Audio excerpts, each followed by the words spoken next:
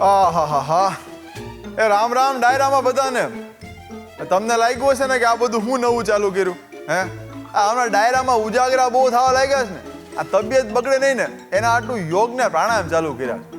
હવે આમાં કેવું, આપણા દેશનો એજન્ડા તમને બધાને ખબર કે કોઈને જોઈને કોઈ શીખતું હોય.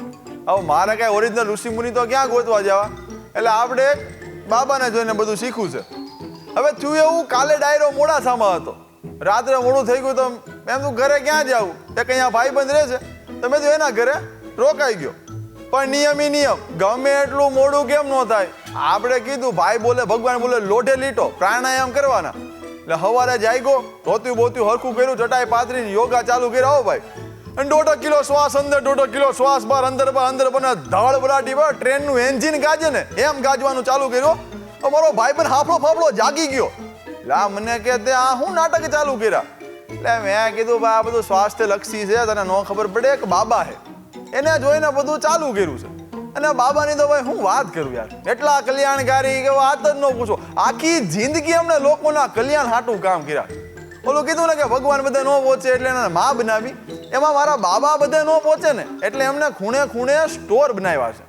અને ભાઈ કહેવાય ભાઈ, મેં તો બાબાના ગુણગાન ગાવાના ચાલુ કર્યા ધીરે ધીરે. ભાઈ એ બાબા તો આયુર્વેદ લાવ્યા ને, બાબા યોગ લાવ્યા ને, દેશી વસ્તુઓ લાવ્યા ને, અંજલિ લાવ્યા. અલા યાર, આ બહુ કરી અંજલિ નહોતું બોલવાનું, બાબા બોલી ગયો ને અંજલિ બોલી ગયો. હવે તો તમને ખબર પડી જ ગઈ, તમે તો હોશિયાર ને કે હું કોની વાત કરું. તો આવો, આજનો આપણો કલાકાર છે પતંજલિ વાળા બાબા રામદેવ. બીજું તો હું બરોબર છે, હું ક્યાં હતો? એટલે હા, બાબાના ગુણગાન ગાતો હતો. કા હું તો જો ભાઈ તમને કહી દઉં મારું આખું રૂટીન બરોબર. સવારે ઉઠીને પતંજલિ દંતકાંતિથી બ્રશ કરવાનું, નાહવા માટે પતંજલિ કેશ કાંતિ એલોવેરા સોપ વાપરવાનો, ઘરમાં દેશી ગાયનું પતંજલિ કાઉ ઘી જ વાપરવાનું બરોબર. તડકો કેવડો બાપા, હૈદ બહારનો ને, બપોર ઠંડક માટે પતંજલિનું આમળા જ્યુસ પીવાનું. અને આટલું બધું આચર કુચર ખાવ એટલે રાત્રે પેટ તો બગડે. તેના શું કરવાનું? પતંજલિનું દિવ્ય ચૂર્ણ લેવાનું. આખું ઘર પતંજલિમય ને હું તો 24 કલાક પતંજલિમય. મારો ભાઈ બન મારી હામું જોવો શાંતિથી બધું. મને કે તારું બાબા પુરાણ પૂરું થયું? મેં કીધું હા ભાઈ થઈ ગયું. એને અવડી કાઢી. મેં કીધું બાબાને આવું ન કહેવાય, તને કાંઈ ખબર પડે છે? મને કહે તું ઊભો રહે. રસોડામાં ગયો અને પતંજલિનું ચેરી પેપર પીકર લઈને આવ્યો. આપણી ભાષામાં કહું તો અથાણાની બહેણી. મને કે હું કીધું હું તો ઘણું આગું હજી બહેનનું ઢાંકણું ખોલ્યું તો ભાઈ આહા, મારા અનુલોમ વિલોમ નીકળી ગયા, મોઢું બગડી ગયું, નાકના વાળે યોગા કરતા થઈ ગયા. ભાઈ અવડી ભૂંડી વાઈસ. મેં કીધું એટલે આ લઈ જા, શું છે આ બધું? મને કે આ તારા કલ્યાણકારી બાબાની તું વાત કર ને, એ જ કંપનીનું અથાણું હે. હા ભાઈ, સાંભળીને તો ઘડીક મારું સવાસન બધેથી નીકળી ગયું. બાબાનું જેમ પેટ ખબર ગોળ ફરે એમ હું મારી જગ્યાએ ગોળ ફરી ગયો. અને હું ફરું, તમારો ભાઈ ફરે એટલે ભાઈ પછી બહેણી નહીં ફેરવે, બહેણી ફેરવી અને વાહે જોયું ને ભાઈ આહા, મને તો શું કરવું એમ.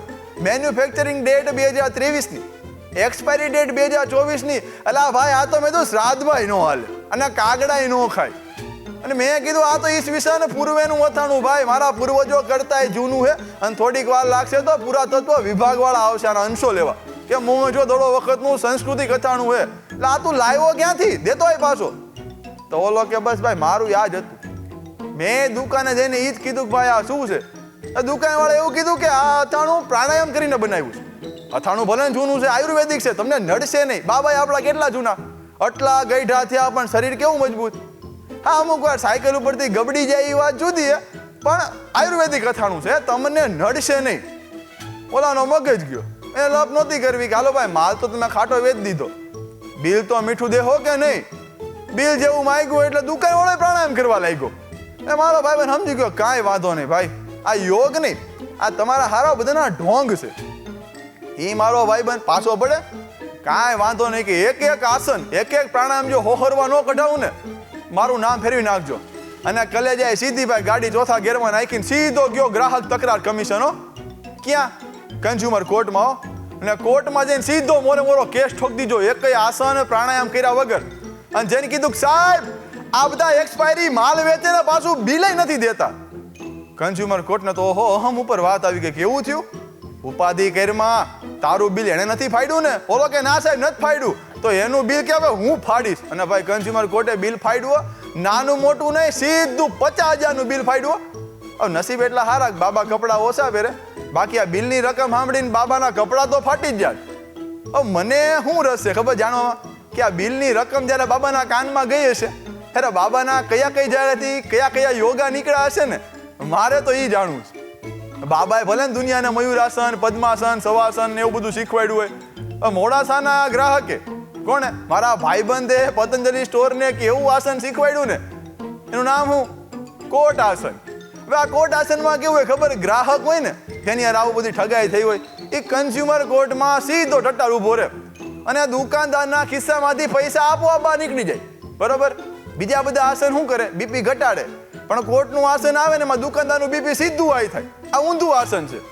એટલે મારું તમને શું કેવું કે આ બધા બાબા હોય એ ભલે ને આખું પટપટાવીને દુનિયાને ભોળવતા હોય, પણ જો એક્સપાયરી માલ વેચે ને તો ભાઈ મારું કન્ઝ્યુમર કોર્ટ મેદાનમાં આવ્યો અને ઈ એવું યોગ કરાવે ને કે આંખું તો સીધી થઈ જાય, સીધું હરિદ્વાર દેખાય. બરોબર.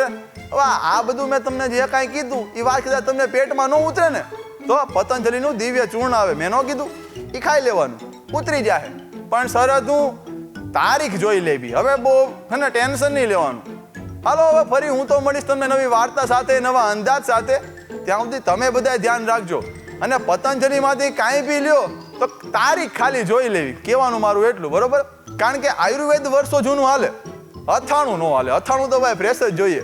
એટલે જાગો ગ્રાહક જાગો, અથાણું ચાખો પણ તારીખ જોઈને ચાખો. બરોબર. હવે આ ચટાઈ વડાઈ લઈ લો ભાઈ. હવે શું માય યોગા કરે? ભલે હાલો.